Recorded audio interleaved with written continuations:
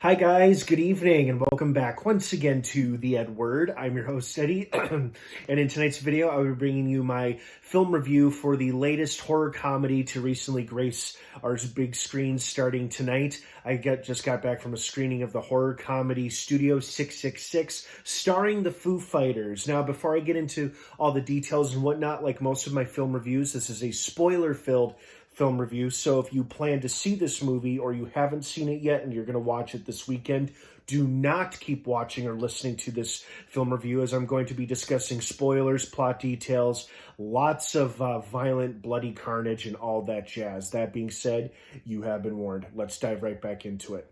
First and foremost, when I first saw the trailer for this movie a couple weeks ago, if not a month ago, it was attached to another horror movie I was seeing, I think.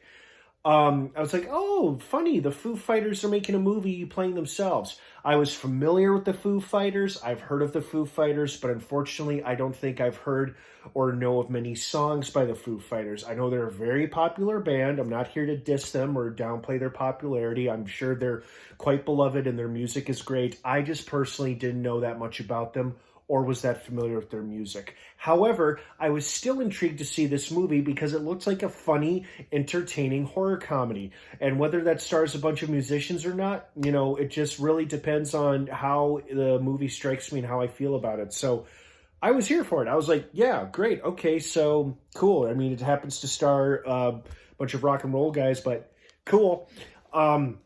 Anyway, so despite not being that familiar with the Foo Fighters, I managed to enjoy the film for the most part.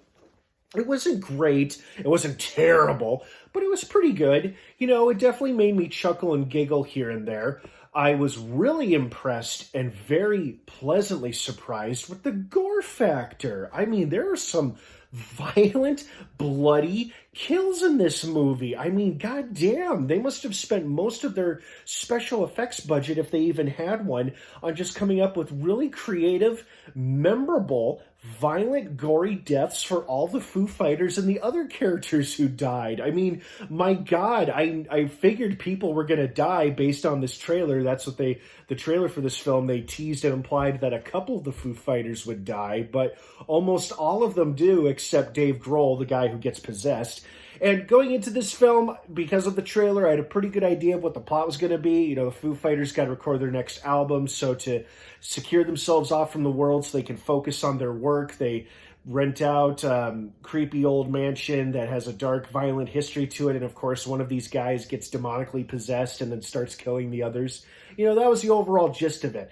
And I was just a little worried that they might have some songs or obscure references to their songs that might go over my head. But as far as I could tell, they didn't. There was a musical accompaniment in this movie, but it was not any Foo Fighters song. It was an awesome musical score by the master of horror himself, John Carpenter, who even had a brief cameo in this film. They didn't mention him by name, but it was definitely him playing on the keyboard or working on tuning up the music with another guy. So it was great seeing him in addition to hearing his awesome musical score in this film. So that was pretty exciting.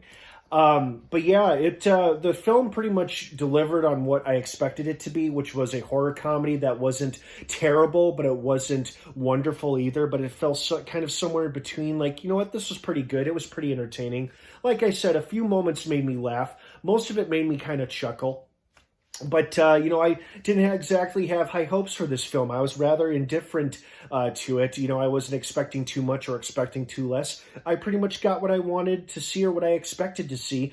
I was just very pleased and satisfied with the gore factor for a horror comedy. Horror comedies can be violent and brutal, but, it's usually done in a pretty humorous context, and this movie was no exception, being a horror comedy.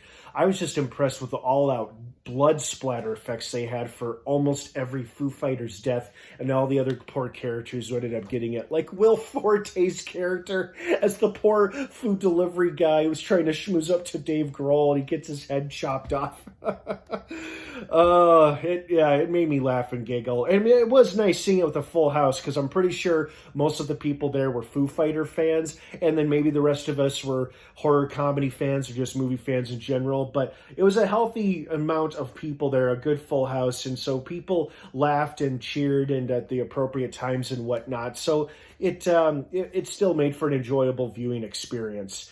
I was a little thrown off by the ending. I really thought those three remaining Foo Fighters would be the last men standing, but then those two remaining guys die, and the one guy under the van, his death seemed like a pretty much 100% guarantee, and sure enough, unfortunately, that's exactly what happened, and his whole brain blows up, and Dave Grohl is left as a demonically possessed rock and roll player. So it was an interesting movie, but it's still entertaining all the same though. So I liked it as a whole. Don't know if I'll see it again, probably not, but it was pretty entertaining. What did you guys think of it? I'd love to hear your thoughts and feelings on it. Thank you so much for watching. Have an awesome rest of your night. Studio 666 is now playing in theaters. If you're a fan of the Foo Fighters, you'll probably enjoy it. If you're a fan of horror comedies, you probably will enjoy it. So have a great rest of your night, everyone. Thanks for watching, and of course, until next time, may the Force be with you.